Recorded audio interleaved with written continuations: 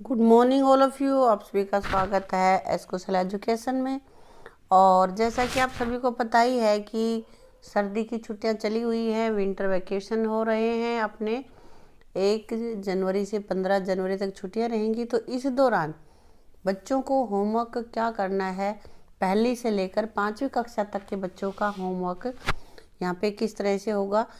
यह होगा निपुण कार्यक्रम और NFE 2020 की अनुपालना के अनुसार कि उनमें जिस तरह से पढ़ाई हमारी हो रही है प्राइमरी क्लासेज की, वैसा ही होमवर्क होगा। तो यहाँ पे लेटर जारी किया गया है हरियाणा स्कूल शिक्षा परियोजना परिषद की ओर से, जिसमें ये बताया गया है कि किस तरह का होमवर्क करवाना है। यहाँ कक्षा पहली से 5वीं के लिए होमवर्क रहेगा 1 जनवरी से 15 जनवरी 2024 तक होने वाली शीतकालीन अवकाश में निपुण कार्यक्रम तथा राष्ट्रीय पाठ्यचर्या NCF की अनुपालना में होमवर्क में बदलाव किया गया। जैसे कि पहले लिख कर देते थे होमवर्क को, ये कुछ लिख लेना है, सवाल करने हैं, जो भी है, तो उस तरह के काम की बजाय यहाँ पे कह रहा है, यहाँ पे पूर्व की भांति लेखन और रटने की प्रकृति की अपेक्षा यहाँ पे एक्सपीरियंस लर्निंग पर बल दिया गया है।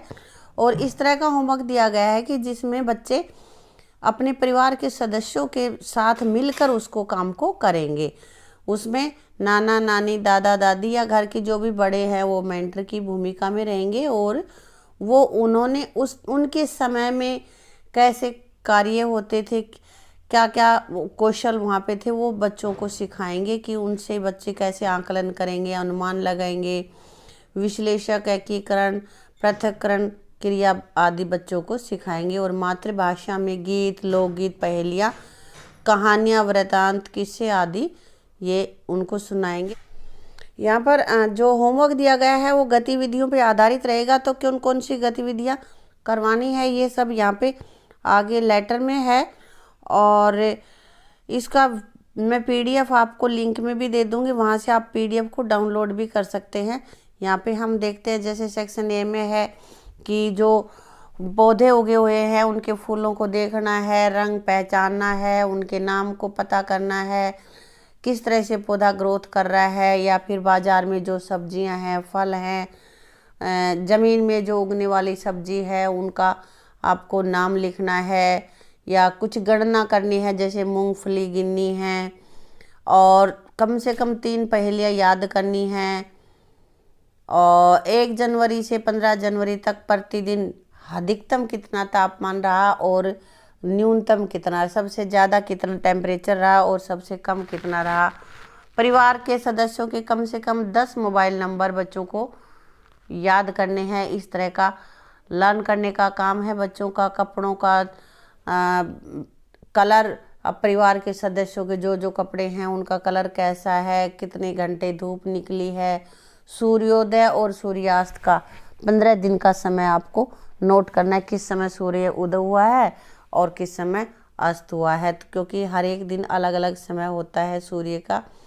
फिर रसोई में जो बर्तन हैं उनसे बड़ा, छोटा, या फिर उनकी संख्या, या किस धातु के बने हुए हैं, इस तरह से काफ़ी चीज़ें यहाँ पे हैं। इस सब की PDF मैं आपको दे दूंगी, लिंक मिल जाएगा आपको डिस्क्रिप्शन में, वहाँ से आप निकाल सकते हैं।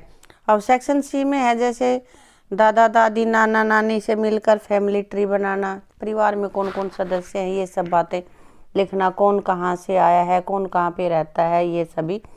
फिर दादा दादी, नाना नानी या अपने से बड़े जो भी हैं उनके पैर छूना, या भाई उनके साथ धूप में खेलना, चुटकुले याद करना, प्रार्थना, भजन वगैरह याद करना, ये सेक्शन C में है।